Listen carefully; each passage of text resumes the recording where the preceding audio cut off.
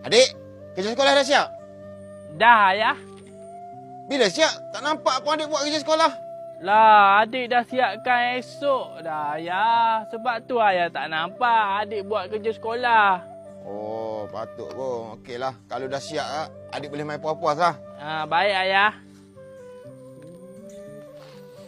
Bau tarik kucing lah.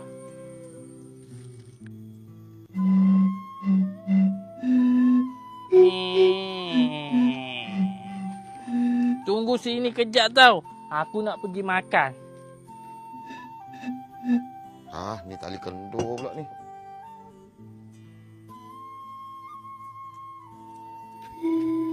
Ayah, tolong ambilkan jajan adik kat tepi jap. Adik basuhlah tangan dulu. Adik kan main pasir tadi. Ya Allah, tengok kuku habis masuk pasir. Dah pergi mandi dulu. Tapi adik lapar ya. Adik pergilah mandi dulu, bersihkan tubuh, tangan, kuku tu. Nanti kan masuk kuman kan, sakit pula. Dah pergi mandi dulu. Baiklah.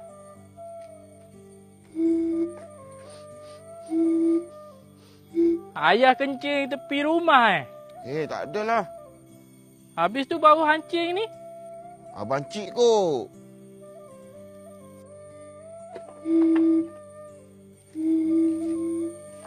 Sini hancing betul.